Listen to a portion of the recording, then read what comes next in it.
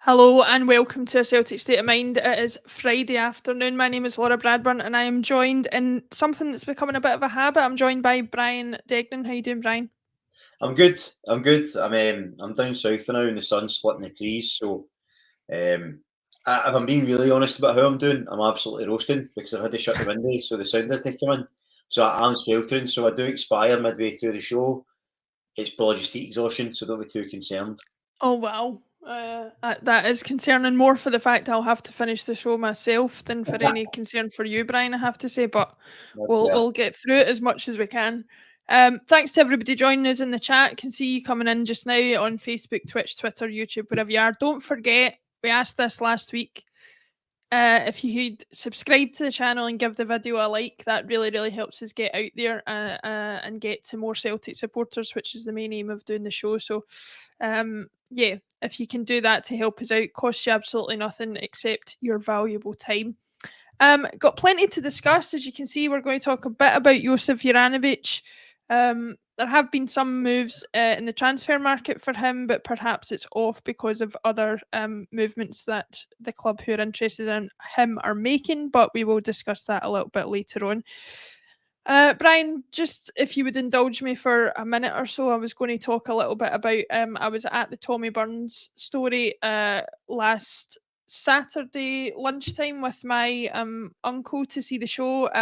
Danny, if you're watching in the chat, you were sitting in front of me and turned around to say hello. I can promise you Jim will be back. He's just having a bit of an extended pre-season, but he assures us he will be back. So just wanted to say well done to the entire cast. It was an absolutely fantastic show. You'll have seen them come on the show in the past to promote it.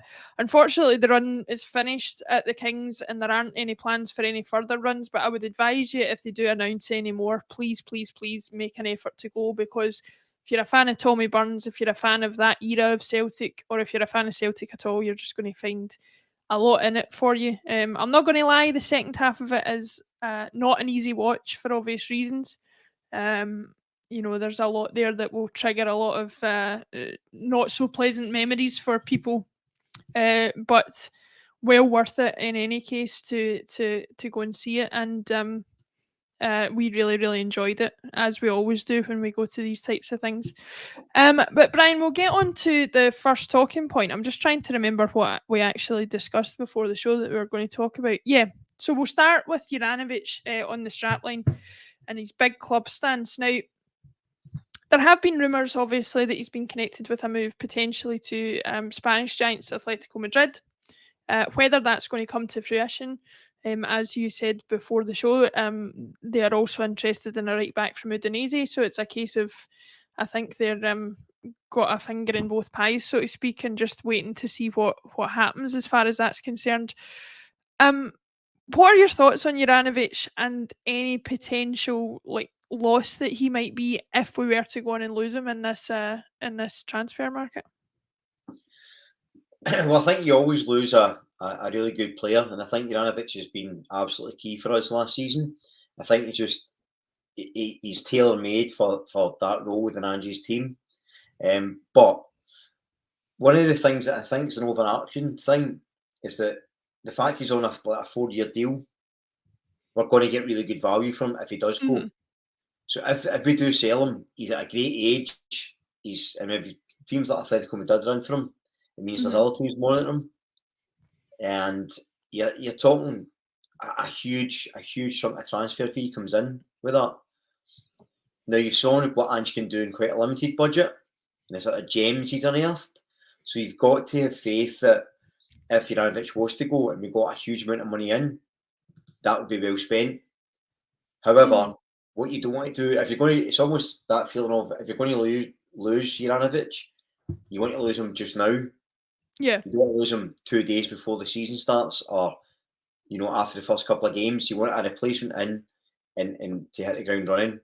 What I would say though is, even when the sort of transfer talk came out quite early in the transfer window, Juranovic's camp were all pretty clear that he was very happy at Celtic. I think he said himself he was very happy. He was, was no rush to go. I think he's as well as the fact he's happy here and he's heading into the Champions League, he's also got the World Cup to think about, and I think he wants to be playing regularly and playing well. And unless he's going to a team that he's going to start for in the Champions League, I don't think it'd be an incentive for him to leave just now. That may change come January. It may change come the end of the season if he's had an absolutely blinding season in Europe. But you could say that for any player in the squad. It's almost the curse of Celtic, because the better we do and the better the players do, the more likely it is that somebody's going to come in and try and steal them. Yeah. But as I said initially, I think the transfer policy of these longer deals, and I think a lot of these you can go on an extension, like a 1-year extension they can trigger as well. So I think that Celtic have been quite shrewd, and that even if, say, it's this time next year, we'll talk about maybe Hugo smashed it up and scored a hat-trick against Liverpool in the Champions League final, and some clubs coming in for him, we know we're going to get a packet, not only because of the profile, but because of the length of the deal. So I think we're in a good place. You don't want to see your good players go, but I think we're getting into a place where we can sort of have faith in Ange that he'll sign a very good replacement. Yeah, listen, I'd take losing any player if it meant they scored a hat-trick in the Champions League final against Liverpool. I don't mind what they do after that, but no, it's still an interesting point, and we've got on the strapline Juranovic's big club stance. For anybody that missed it, he has said in interviews recently that he's obviously flattered by the interest from Atletico Madrid. I think anybody would be, but that he feels he's already at a big club and that he's got things he wants to achieve. I think your World Cup point is valid there, in that, unlike any other year, we've only got 6 months to go to the World Cup. So, players will be reluctant to give up a starting berth in a team going to a new club and not knowing what's awaiting them. But as far as the big club comment is, how much do you buy into that? Is that just him sort of saying what he knows the fans want to hear? Is he playing both sides as far as that's concerned, being flattered by Atletico but saying that he's a big club, or do you think that's genuinely what he thinks? I don't think the two of them are actually mutually exclusive, because if he's being cute in saying that, then it's going to drive up his profile, because he's saying, well, I'm not leaving for a bigger club, but if you want me, come in and make it valuable for me. Yeah. So, if it's the case that he does maybe secretly think a move's in the bag for him, then by saying he's ready at a big club, it's not like, what's the best example? So say someone coming in, say Celtic going for somebody at, Dunfermline, say, right? The lure is they're going to a bigger club, right? Celtic. Whereas if he's saying, no, I don't need to go to a bigger club, I'm happy where I am, then it means it has to be a good wage packet to convince the move. It has to be a big transfer fee. Yeah. So whether he's being cute and trying to force a move, whether he's genuinely meaning it, I actually think he could be doing both. I think he probably thinks he is at a big club, and I think he believes that, and I think he's comfortable with that. I don't think that means that if a club that was willing to pay him $100,000 a week came in, he wouldn't go. But I don't think, but the way he comes across, I don't think he's dishonest. I think he's a big personality. I think he seems to say what's on his mind and be quite confident about it. So I think, and I think the mentality at Celtic just now with all the players, this is where they want to be. It's something that I harp on about all the time, and I'm not going to bore people with doing it again, but that culture Ange has fostered, Jota talking about this is where he wanted to be. I'm sure he had plenty of offers, Carter Vickers, guys like that. This is where they want to be, they want to improve. And I don't think Juranovic is any different. Yeah, I think we've seen hints of a little bit of ego from the players. Juranovic being one, Giakoumakis being another, Joe Hart obviously being another. But I don't think that's a bad thing. And like you say, as long as they're here for the right reasons and they're confident in their ability, then I think that's a positive thing for us. Some comments coming through already. Brian Lennon says, "Happy Friday, Tim's new Celtic gear arrived this morning. Nothing like it. Nothing like it. I opened this box for this shirt this week, just arrived this week. And as soon as I opened it, it said on the bottom of it, 'We never stop.' And honest to God, I was just like, no, we don't." Slapped it straight on. I was absolutely delighted. So, they've got their marketing down pat this time. It's much better than where supporters support, that's for sure. Just talking about the Juranovic thing, Peter McGee says, JJ would be a big loss, but we've got Tony R. Ridiculizer saying something a bit more strong than that, saying Ralston first pick for me. we've gone on about it a million times, Brian, that you more than most actually about Tony Ralston. We've focused a lot on what he's brought on the pitch, but I think what's interested me in the last couple of weeks is the changing conversation amongst the Celtic support. It's not just that we're saying, oh, he's played well, he's had good performances. It's the fact that, you know, him being on the pitch, he even had the armband for a period of the game against Banik Ostrava. It's not even a talking point anymore, is it? Well, that's a fantastic thing. It was our very own Natasha Miko that I think put in our WhatsApp group, you know, what a turnaround to see him with the captain's armband. It doesn't mean he's going to be captain moving forward, but even in a pre-season friendly, that's a massive honour, especially when you consider he was nearly pointed out to a championship club before Ange came in. And I think what I'd said about him last season, for me, he was kind of indicative of our season, and that nobody really expected much from him. Yeah. But he worked really hard, he improved, he bought into philosophy, and we became a really strong success. I think you mentioned ego earlier on. I love players with a bit of ego. I think I would have every player in my team with a bit of ego, a bit about them. I think you need it. I think it's essential. I think to survive the pressure of playing for Glasgow Celtic, you need to have enough about you that you are confident enough. And I don't think confidence is something that can be mistaken for arrogance. I'll use an analogy. If you go on a plane and you meet the pilot and you're right to Tenerife and you say to the pilot, "Are you a brilliant pilot?" and he goes, "You're not getting on the plane to Tenerife, you're getting back off. What you want him to tell you is, don't you worry, you're going to say, fans, I'm a great pilot." Same with players. I'm going to be honest, Brian, I love my holidays. I might still take my chances, but... Well, it depends. Aye, you might as well. But the point being, when you've got players that play for Celtic, I want to believe that they're great and they're going to win and they're strong. The reason I bring that up is I don't think Ralston as much has an ego, but what an incredible sense of self-belief and determination that man has. Yeah. Because he kind of gave up. He kind of walked away. He went to St Johnstone, Dundee United, I think, on loan. Didn't he set the world alight? He's come back. Everybody's telling me he's rotten. He has to leave. We're getting linked with every right back under the sun. And he sticks to it. And he improves. And he fights. And I think if he brings that one at the park, I think that's what Celtic fans love in a player. Because he also gives a quality that we don't have an abundance of in the team. And that he's aggressive. He's a real warrior in the park. You know, he's got a Scott Brown-esque quality where he likes to noise people up, and you know, if he's going to tackle, he's going to win it. You know, he's got that real mentality, and I think that's kind of brilliant. I still think Juranovic is the better right back. There's no doubt about that. But the fact that on his day, if you're going to, you know, a Glasgow derby or a big game and Ralston starting, no one's having a meltdown anymore. No one's you know, panicking and ripping up their season ticket and attacking the board and whatever else. People actually going, do you know what? Fair play, Aldo, when you go. And I think that's a strong, as I say, indication of not just his character, but again, the culture at Celtic just now, and that ability, if you work hard, you'll find success. Yeah, Lubo Maestro enjoyed your analogy with the pilot. You know, you're slowly developing a reputation here, Brian, for a good one for an analogy. It's not a bad thing. I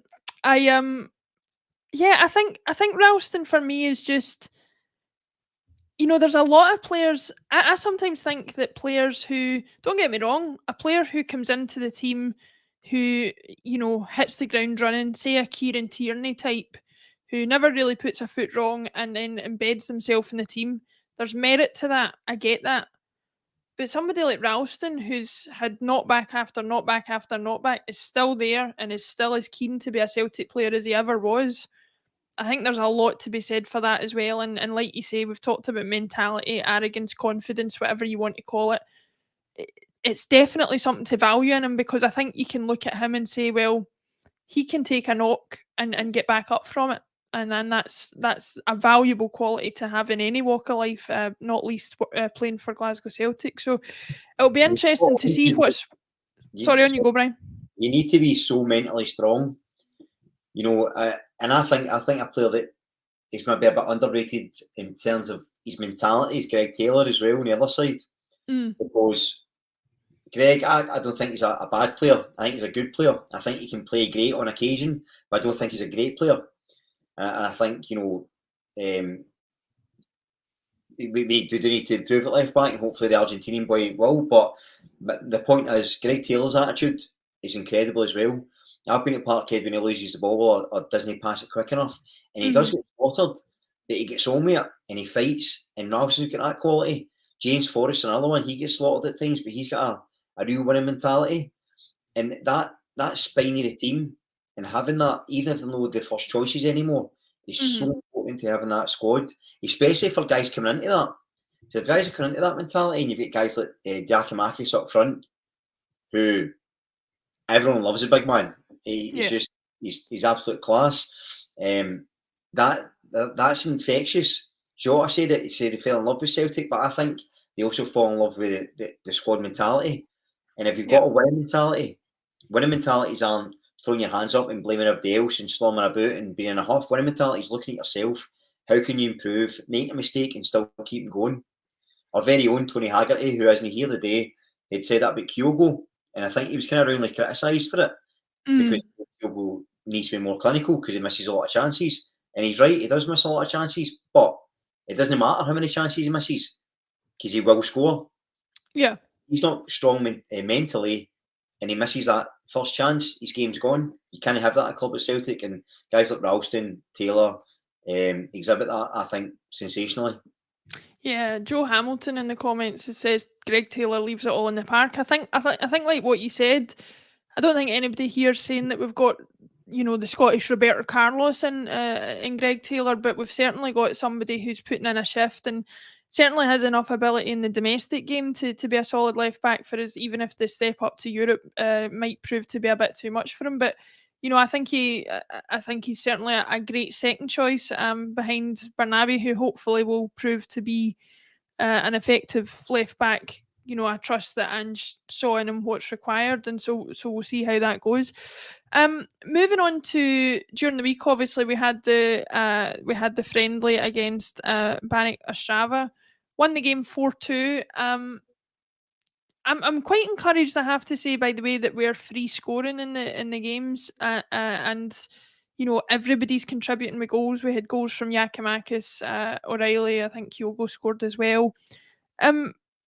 Before we go into the bit I'm a bit more concerned about, are you encouraged by the way we appear to be scoring goals? Are you maybe not taking as much from it just because of the standard of opposition we're playing so far? No, I think I'm very encouraged because you have to consider that there's been so much rotation as well, and it's almost hard to spot. There is a drop off in quality at certain points. You understand that when maybe the sort of starting players only playing, but even within that, the players have hit the ground running. They look very fit, very strong, very aggressive on the ball, very brave to pass, and they're only going to get better. So although the opposition has been up and down, that's going in line with our levels of fitness and sharpness. So that'll improve as the opposition improves. And the fact that we're scoring these goals and scoring it so effortlessly, it's not just the fact that we're striking the ball well and we're hitting the net. It's the fact that it's the moves the players are making. The understanding and display is absolutely excellent, regardless of whether it's, you're seeing a front three of, say, Giacomakis, Forrest and Mikey Johnson. And then you're seeing Jota, Abada, Kyogo. And the movement, the interplay, the understanding within them all, any combinations of that, and they're still hitting the back of the net consistently. And even the midfield, I'm sure we'll talk about as well, has been doing the same. So I think it's incredibly encouraging.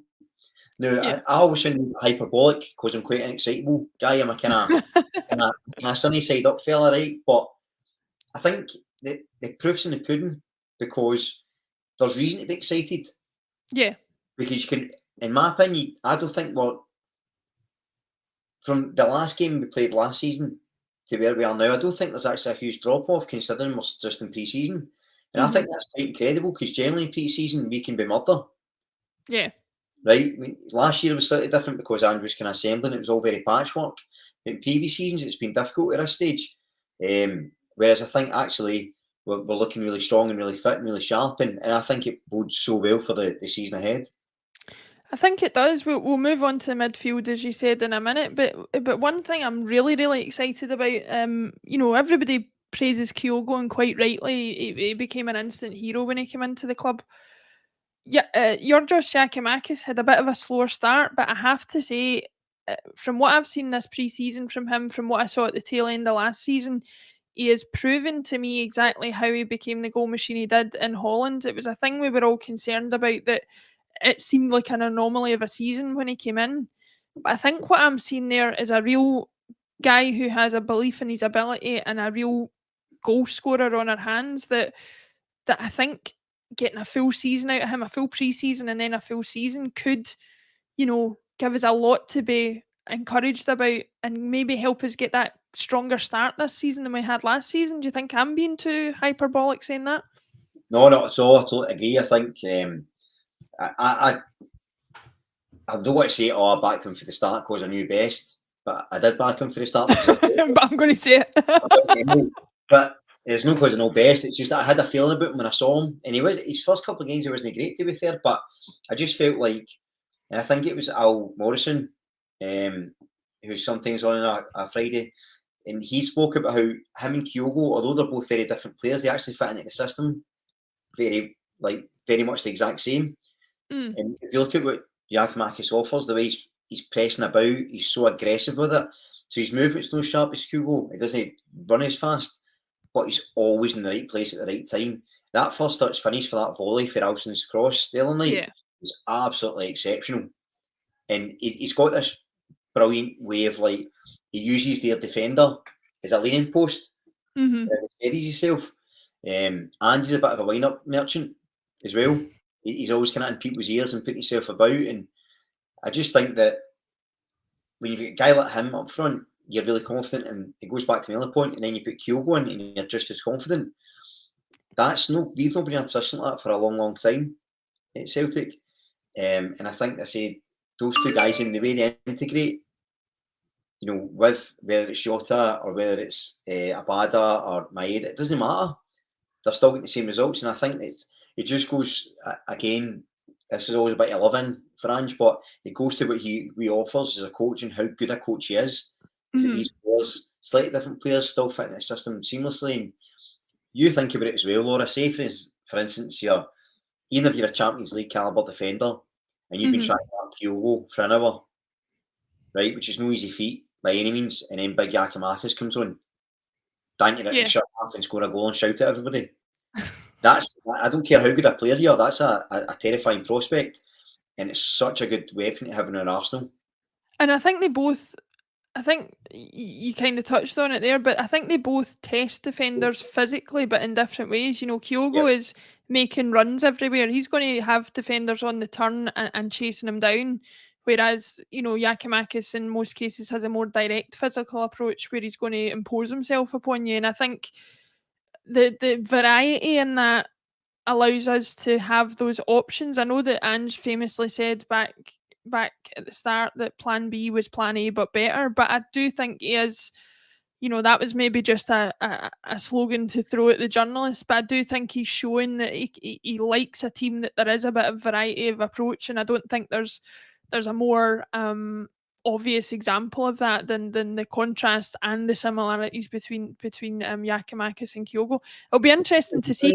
The thing is Greenland's an absolute warrior as well. I mean, obviously Giacomakis is a unit, right? He's like 6+, built like a tank. But Kyogo, for a guy who's quite slight, he puts himself about. He never shuts a tackle. He's chasing defenders down. He's tackling. He's putting himself about. He's getting knocks and it straight back up. So there's a real strong mentality in there with him as well, and a real a physicality, just as you said, a slightly different physicality, but no less valid. And I think you're right. You were right to bring that up. I think we all thought Kyogo, just on his build alone and his height, might be a bit lightweight, but I don't think he's proved that at all. I think he's proved the opposite. Sid64 says Kyogo finds the space, GG commands it, which with pattern like that, Sid, you should be on this show. But get in a Friday. It was better than Brian's Michael Jackson analogy from last week, but we'll not go there. Listen, you wanted to talk a bit about the midfield. I think what's interesting me about the midfield is the number of options that we've got available. Is there something approaching a first choice midfield for you? I'm not sure I can see it as yet, but I think it's going to be important for the season going forward. So this is where this might be a bit controversial, but it's nearly the weekend, so we might as well enjoy ourselves. So I think the midfield, we have got other options, and McGregor, Hatate, O'Reilly is probably your strongest three. But then I think about Turnbull, and the way his range of passing can find Kyogo is exceptional. Yeah. So then you think, right, you can maybe drop Hatate and put Turnbull in. The problem was you've got that four, which I think is an excellent, any combination of that four works quite well. The problem is, I think there's quite a drop off. Like I don't think we've got, you know, if we make the assumption we're playing a midfield three all the time, which we probably will, I don't think we've got a midfield six that's equally as good. I think there's still a bit of imbalance. I still think we need a very, very strong sort of number six if McGregor's not playing, or to push McGregor up. And I think it's not a weak area, but it is an area I'm slightly more concerned about. Idiguchi's looked quite good in pre-season, but I don't know if I would rely on him yet. I'm hoping he proves me wrong and goes on to be Player of the Year. Of course I do, but I've not seen enough to sort of go, well, he's better than Turnbull, or better than O'Reilly, or better than Hatate, or better than McGregor. I don't think he is. And McCarthy's kind of got his own issues we spoke about. I think he's a good player that plays a position well. I just don't know if that position fits into our system particularly well. So I'm slightly concerned about the midfield, although you're right, it's good to have different options. And the options we do have are so strong, as I say. For me, if there's any... If McGregor, Turnbull, Hatate's playing, excellent. O'Reilly in there, excellent. I think O'Reilly's got insane potential. If I'm honest, all the midfielders at the club, he's the one that I think will eventually go for the big money. I think he's potentially a real superstar, actually. I think he's got something really special about him. Not just his looks, they help. But he's got all the qualities, I think, of a real elite world-class footballer. And that's no disrespect to the rest, but I do think that floor's kind of head and shoulders above everything else, and that's a wee bit of a worry for me. Yeah, just going off the back of what you said, Johnny Ryan says his tip for Player of the Season is O'Reilly. I don't want to do what you did with Yakimakis, but again, I'm going to do it. O'Reilly was one of those ones that even when people were doubting him a wee bit at the start, I felt like I could see the quality and the potential. One of the major stumbling blocks for a lot of people was, could him and Rogic play in the same team? Now, for me, they could, even though in early stages, I don't think they communicated well enough or were on each other's wavelength well enough.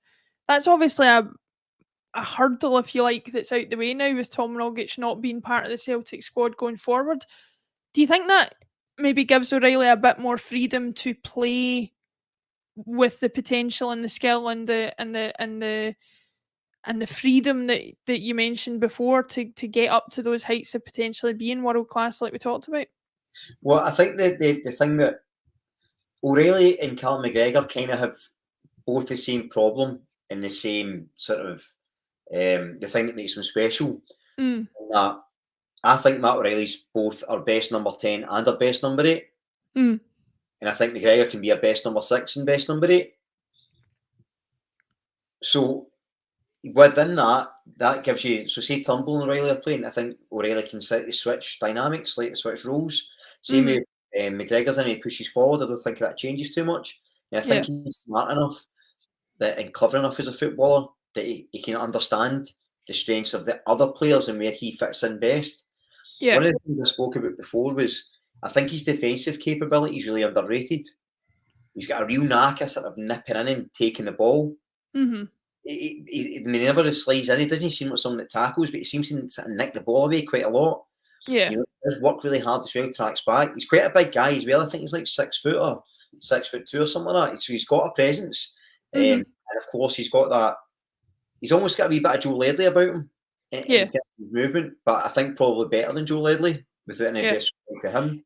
He's certainly better than Joe Ledley now. I saw Joe Ledley at the Masters last Friday, and he's not quite the player he once was. I'll put it that way. Listen, still 10 times the player I would ever be. So, me too. No, it's fantastic though. Just listening to you talk through the options there, something that we've just not had for a long time, and like you say, players that can do more than one role. A lot of people say that's a disadvantage, but I think it's an advantage, especially if you're talking about players of the quality of O'Reilly and McGregor being able to play a couple of different positions. Neither of them are ever going to put in half a shift in any position. So I'm really encouraged to see what happens going forward. Moving further back in the team, and obviously the defence is not the only thing to blame for this, but I've got to admit, seeing the quality of the goals we conceded in the game during the week, I know Ange's philosophy is score more goals than the opposition and you'll win the game, but I'm a bit concerned at the way we're leaking goals. Do you think that's something that we are going to be able to shore up on before the season starts, or are we do you think that's going to be just the way that we play games going forward? So I think if you take the pre-season as an example, I think that the changes, the rotation at the back, has sort of affected that. I think if Carter Vickers and Starfelt would have been playing all those games, then I don't think you concede as many of the goals.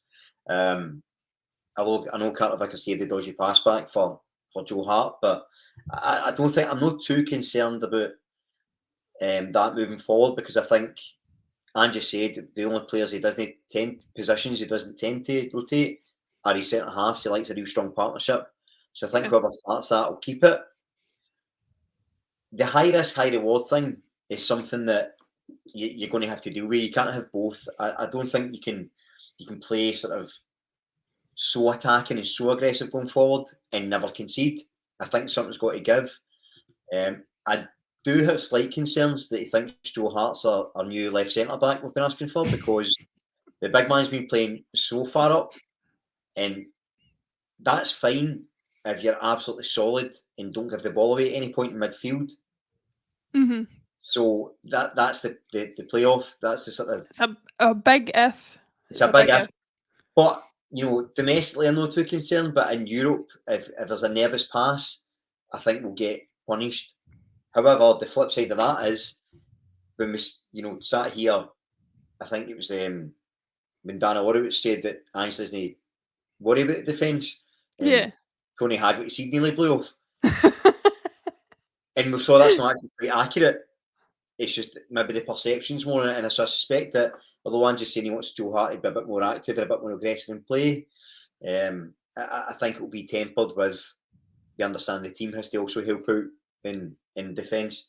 But then we spoke earlier about the amount of goals we're scoring in pre-season. The very likelihood that's because we're being so aggressive and sort of so attacking from the back.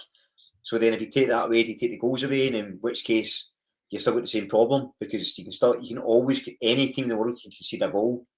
But if you're not aggressive enough to attack and you can see that goal late, the game's over. So I think you've got to almost take the rough with the smooth. Even last season, though, as much as Joe Hart was sort of the darling of the Celtic fans and the darling of Acsom in many regards, there was a couple of times he was scaring the life out of me. There's a couple of times I thought, just clear it at this stage. Yeah. I know the philosophy, I get it, I buy into it, but sometimes just clear it.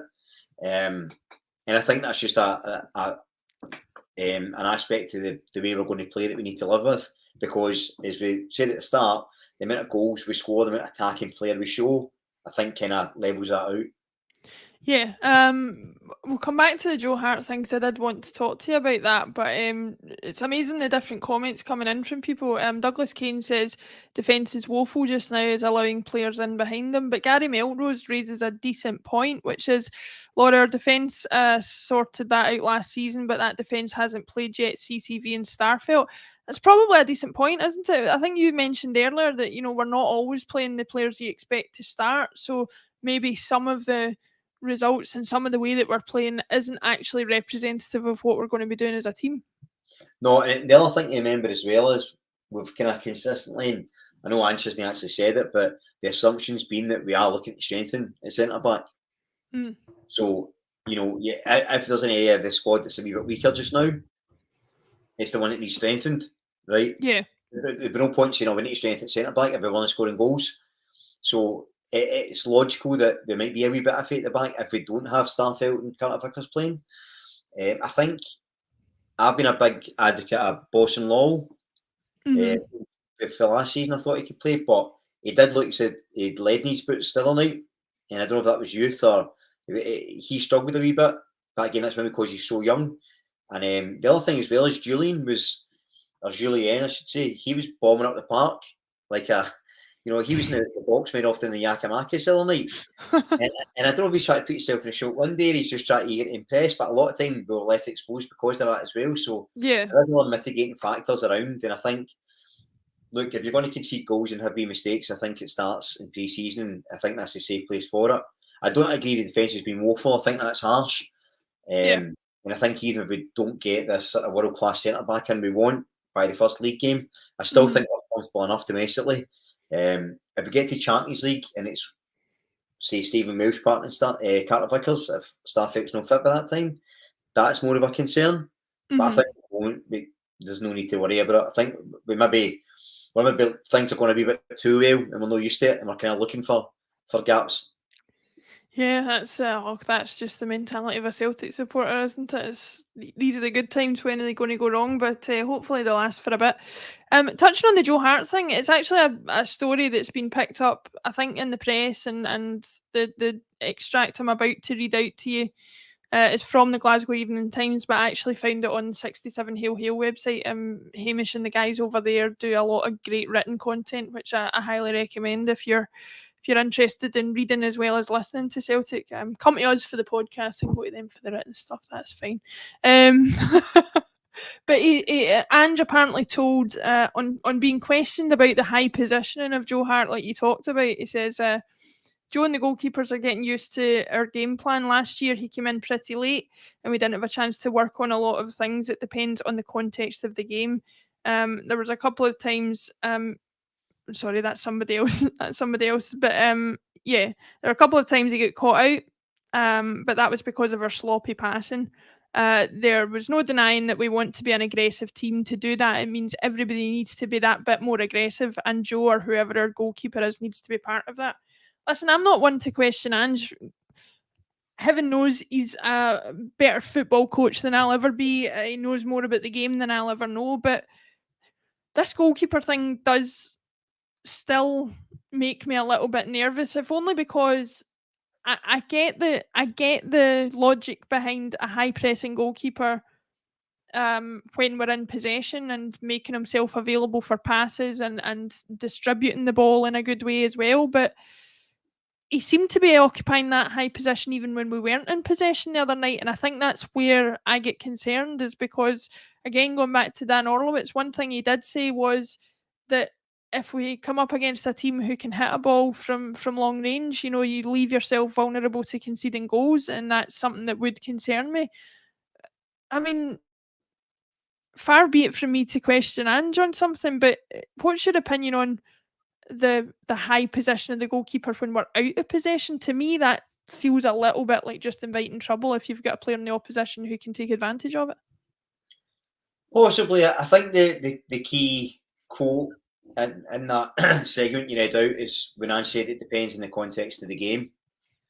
So, if there's a team, if we're playing Livingston and they're playing that low block they like to play and there's 10 men behind the ball, then there's no reason why your keeper can't be pushing up and just constantly try to keep that pressure, constantly never looking for that release. But if you're playing, in the Bernabeu in the Champions League, he's probably not going to be up there trying to tackle Modric. Do you know what I mean? So I think that within what Ange says there, he will allow for the opposition. If there's an opposition we're playing who play a really strong high press, I don't imagine Joe Hart will be out there trying to press them. But I think if we're playing against a team that plays a low block, you probably see most like it. And look, the reality is as well, I remember when people talking about ball playing centre backs and people started panicking and saying, "Oh, you can't get a defender, just lump it. And then it's now sort of commonplace that, that's how not only we play, but that's how most sort of expansive attacking teams play. And we got used to that quite quickly. And then people started saying, "Oh, we can't keep taking too many touches." And then now we're asking our keepers to. And I think you saw it at training, some of them were playing outfield just to get used to the ball at their feet. So like you said, I've got complete faith in Ange and what he does, and I think he's sensible enough. And I think the quote about the context of the game is key. So I don't think you'll see that, as I say, in Champions League games against high pressing opposition. But I suspect you'll see that in a cup game against Alloa. Yeah. Oh well, absolutely. Craig M, we've got comments from everybody coming in that kind of encompass exactly what we've been talking about there. So Craig M says he almost got chipped from the halfway line the other day. That's the worry I was talking about. But MB, touching on the context of the game, like you were talking about, says goalkeeper thing makes perfect sense when we have an average of 70% possession on the ball in the SPFL. Recycle the ball quickly and go again. We never stop. So it's. I guess in that sense, if we're going to be the dominant force in most of the domestic games, it does make sense in that sense. But I think that does still tie in with what I was saying about I don't have a problem with it when we're in possession. It is more the out of possession stuff that is a concern. But like you said, that's really only going to be a concern most of the time in Europe, and I don't think he'll employ quite as an aggressive a tactic in Europe as that. But it'll be interesting to see. I'm just itching to see who we end up getting in the groups, to be honest, because my mouth's watering at the prospect. But the next topic I just wanted to go on to with you was I saw a bit of news coverage. I think it was. I hate to say it, but I think it might be in the Daily Record that I saw it in. There was some suggestion that there has been a bit of fan revolt over at Liga Warsaw. Obviously, for anybody who is aware, Artur Boruc is having a farewell match in his native Poland on the 20th of July, and given his stature at both clubs, he has asked Celtic to participate in that match. It's believed before a couple of days ago that there was only 10% of the capacity of the stadium sold. Before we go on to talk about the reasons why that might be the case and the changes that have been made to help that, Brian, how do you feel about Artur Boruc, about his impact at Celtic, about the fact that he wants us to be part of his last game? It says an awful lot about us as a club and his connection to the club, doesn't it? That, he's played for Fiorentina, he's played for, Southampton, he's played for clubs that I'm sure would have had the money and the means and the following to easily fill, the stadium in Poland if he'd absolutely wanted it. But, he chose us. Does that say a lot about, the connection you think he has to the club? Absolutely, and I think he's a holy goalie, isn't he? That's he's the holy goalie, and he always will be. And he was crackers. I loved him. I just loved how bonkers he was. I loved him for his ability, but I loved him for that sort of extra sort of fight. And it's the thing I talked about earlier on, players having a bit about them and having that aggression, and I absolutely loved that. Also, one of my favourite chants. He blessed himself at Ibrox and blah blah blah blah blah. And even the I think we'd won the league, but Rangers beat us, and he had the Champions flag running about. Mm-hmm. And it's just all the mad stuff like that, but try to battle Lee Naylor, remember? And I was at that game, and honest to God, I have never seen a Celtic support so behind one of their players against another player. Everybody was shouting "Artur, batter him," which I mean, don't advocate violence, but in this situation, it was all hands on deck, and I think Lee Naylor realised the trouble he was in pretty quickly and backed off. Aye. One thing Lee Naylor isn't stupid clearly, but I think and also fantastic saves to get us into the Champions League. Famous celebrations with our man Tommy. We talked about earlier, jumping up the tap. It's iconic. He's an iconic player, an iconic figure, and I think we had a tradition of we had poor goalkeepers. That's no fair, but when he came in. Since him, we've always Barcast aside, hologram hands aside, we've always done almost since Boruc, and he sort of started that tradition almost. And like any great player and like any great club, the two of them were matched. He fell in love with Celtic as much as Celtic fans fell in love with him, and it goes back to our Juranovic comment at the start. It's a huge club, and players get infected by it, and they love it just as the same way fans grow to love these players. And obviously Juranovic played with him. We took him for Boruc's club there just in the summer, so a bit of it all came together there. Actually, that wasn't even rehearsed. That's quite nice. A bit of synergy, But a bit of Friday synergy. Thursday, that's not bad. That's the word of the day. Can't beat a bit of synergy in a Friday, Brian, that's for sure. My outstanding memory of Boric, apart from nearly Malky and Lee Naylor, was the Spartak Moscow Champions League qualifier when he saved the penalty and shushed the crowd. The only time I've ever been at a penalty shootout at Celtic Park in the flesh, and honest to God, I wouldn't wish it on my worst enemy. It was the most nerve-wracking thing I've ever been through in my life. And I doubt actually a roar has gone up like that for anything other than a goal at Celtic Park like that. Like, it was as loud as that. It was as raucous as that. The celebrations were as big as that, and that will be a lasting memory for me. And I think, like you said as well, it's like he had that perfect mix of, he wasn't just a cult hero for all the stuff that people remember him for, the holy goalie and the songs and the personality. He backed it up on the field. He was a great goalkeeper, and one of those people that, like you mentioned earlier in the show, it was almost a disadvantage to us how good he was, because he was constantly being moved with moves away, and fortunately for us, stayed a good number of years, and we're grateful for that. And so it is an honour to be involved in his last match. The reason I wanted to talk about it, though, is I mentioned before that there was only 10% capacity sold. Apparently, there have been protests from Lega Warsaw fans around the pricing of the tickets. It's believed that they were trying to sell tickets for around the same price as they would normally charge for a Europa League group match, which, for a farewell match is out of order anyway, in my opinion. But given the current climate especially, I think it's an awful lot to expect, especially if you're also expecting, presumably, a number of Celtic supporters to travel over there and go to the game. The costs involved in that is astronomical. They do seem to have had an effect, and apparently ticket prices are now down to between £7 and £19. So hopefully those will be taken up in a bit larger volume. But I guess it opens a bigger conversation, Brian, to ticket prices in general. As Celtic supporters, we are a bit victim to this, the same way as the big clubs in Europe are, of playing in a league where the demand of seeing other teams is maybe not as great, and so we suffer that cost every single time somebody wants to go to an away match to watch Celtic, somebody wants to buy a season ticket. The price hikes go up because we're in town, not because of anything else. Do you think there's anything that can be done about that? Is that just the nature of the business? Like, how can they make pricing a bit fairer? I know in Germany they have all sorts of schemes of, you get free public transport if you've got a ticket to the game, all that kind of thing. Is that something you ever could see coming into the Scottish game? No, in Scotland, no. I think the Scottish game's so cash strapped in a lot of ways, and quite honestly, so mismanaged by the SPFL and the SFA.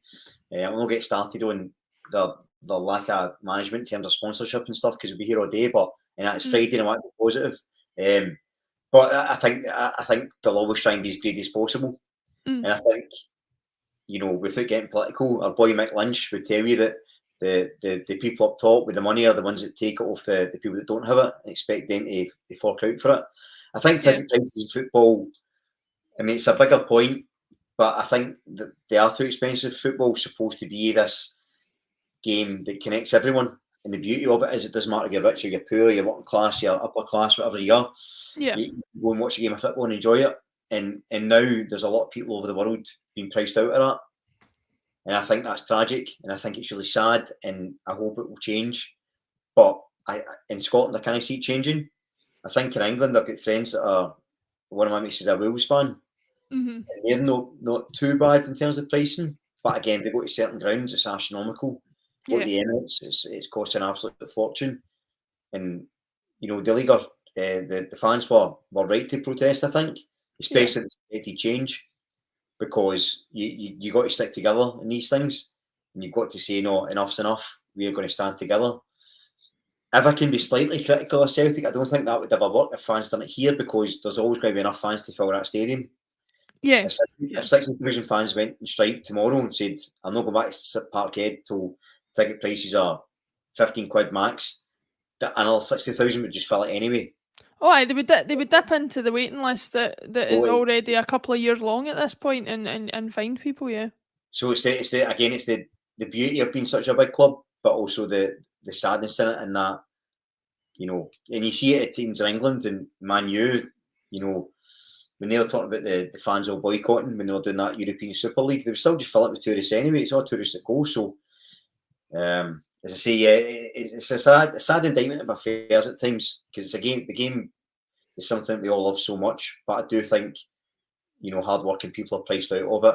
And really, hats off to the fans that did protest and get change, because I think that's something that most Celtic fans would hold dear to their heart, is, you know, protesting for positive change. Yeah, I think especially in the last 10, 15 years is where it's really, really skyrocketed. Like, I remember as a kid in the 90s and 2000s, it was, don't get me wrong, a season ticket was a massive investment, and even the day out itself was a massive investment, but a ticket for an odd match here and there was a relatively affordable experience for most people. And I think it's like you say, I think actually the majority of people nowadays, if they don't have the season ticket that they're investing in for the full season and it's part of their weekly routine, there's a lot of people couldn't justify in the current climate even, you know, a one-off ticket for a game, which is a shame. Kevin Graham, my own Kevin Graham, says no ticket in Scotland, £80 and Celtic should start it.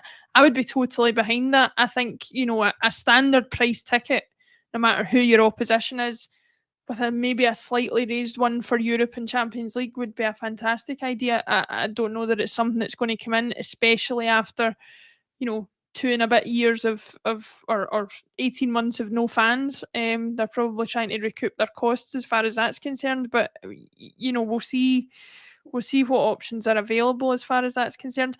It's something that I think everybody needs to be aware of as well, is that there are causes out there who are trying to help with this. The Kano Foundation, not least, who, you know, provide tickets for underprivileged children, and try and get their interest in football up there. So if you can find an organisation like that to support, who have football at the heart of their communities, it's can only be a good thing, because I know lots of people say it, but you know, sport can do so much more than just be a pastime for people. It can bring people together, and I think we all need that a lot, especially after the last few years that we've had.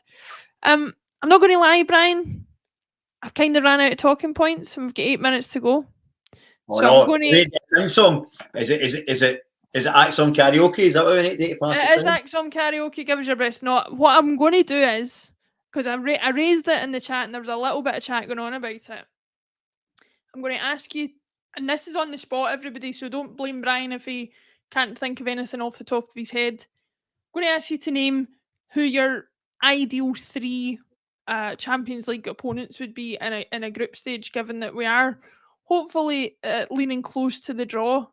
Because I've seen the debate go, you know, some people like me are a bit like, I don't want AC Milan, I don't want Barcelona, I don't want Benfica, because we've had them so often. Lyon's another one. I want fresh teams. Do you lean more that side, or do you lean more towards the, you know, if it's a big team, it's a big team, whether we've played them before or not? So I was talking about this on Wednesday, and I kind of don't care who we get in a way. Mm-hmm. I think the mentality is such at Celtic just now that I think the players will care. I think Ange will care. I think whoever we get, we're going to go for it. Yeah. And the point I made is that you could say, for example, so say when we get scalped off Bodo Glimt last season, but if you'd asked me before to pick out a list of teams who to play, I'd have picked teams I hadn't heard of them, right? So I think name recognition isn't always the obvious answer.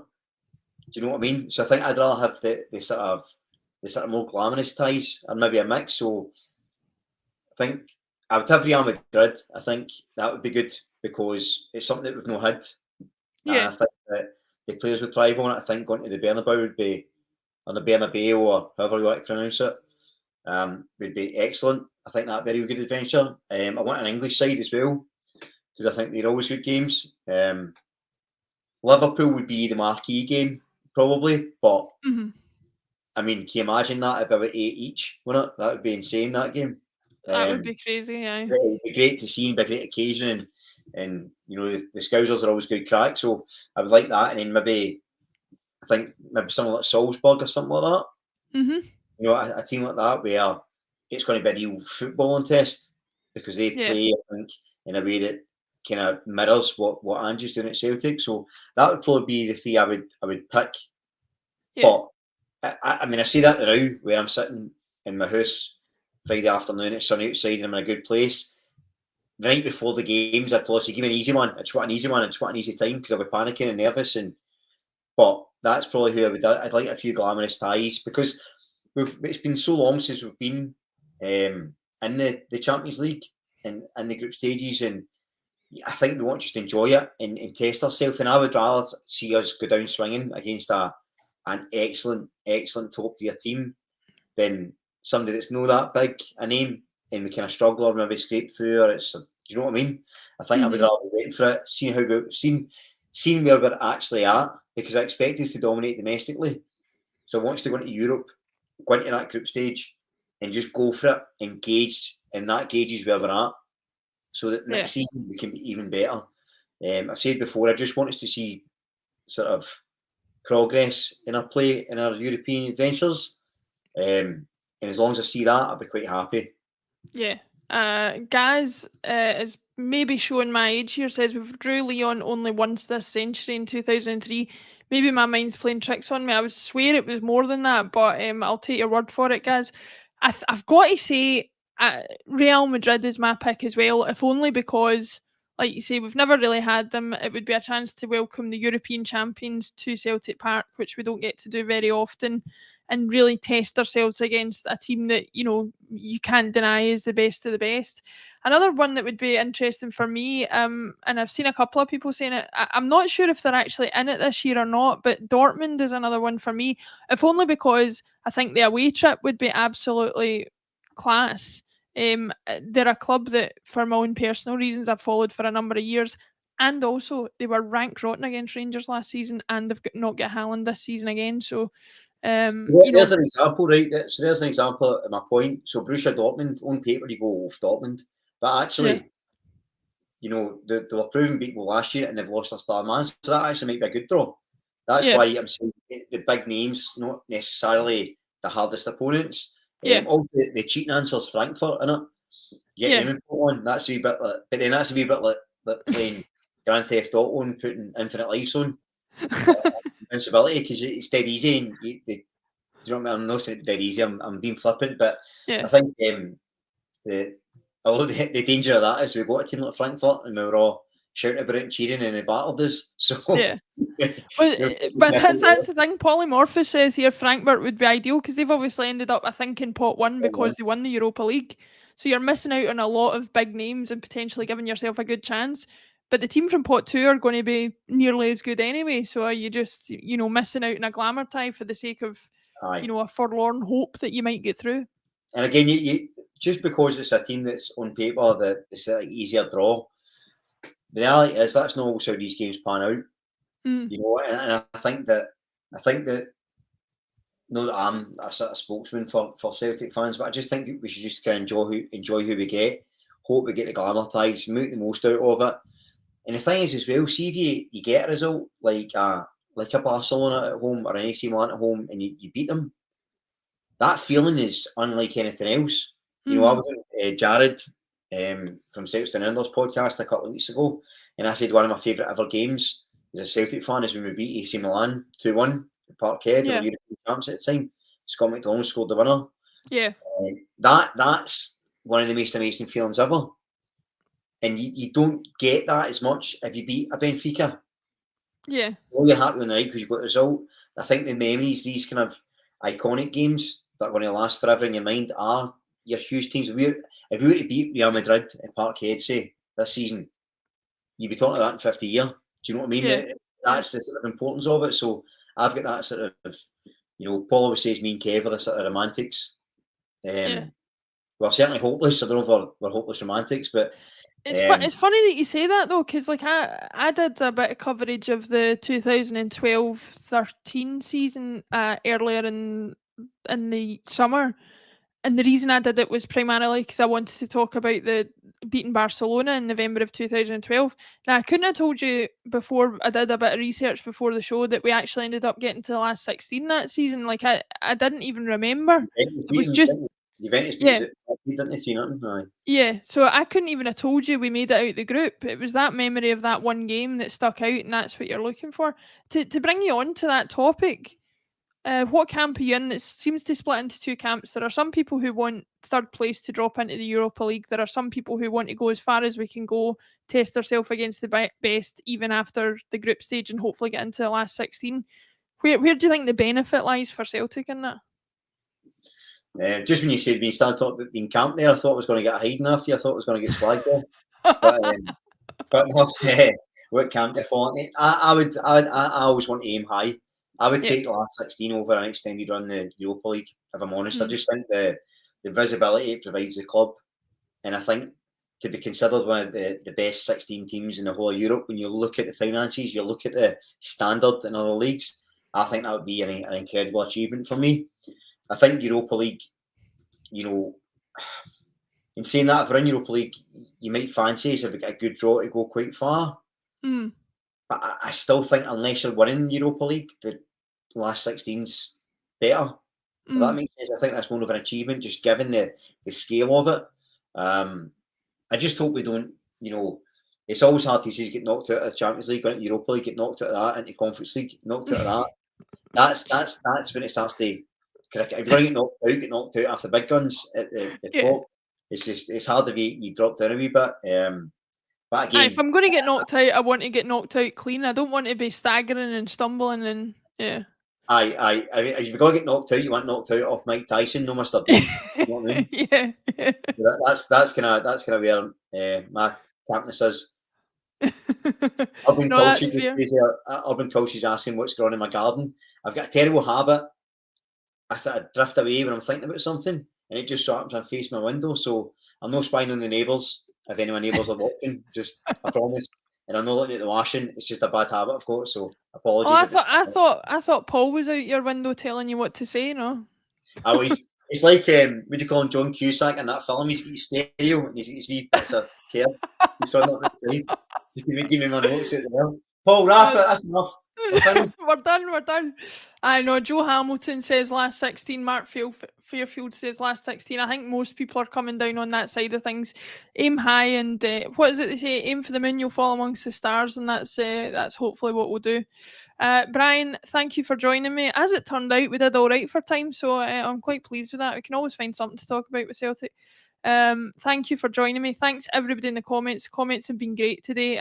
No weird conversations today. Sometimes I ask for questions in the comments and they're talking about some film or something like that. It's really weird, but it's actually been a lot of Celtic chat in there, which I quite enjoy. But just the fact that you are here is great. So thank you, Brian. Thank you everybody for watching. We will be back again very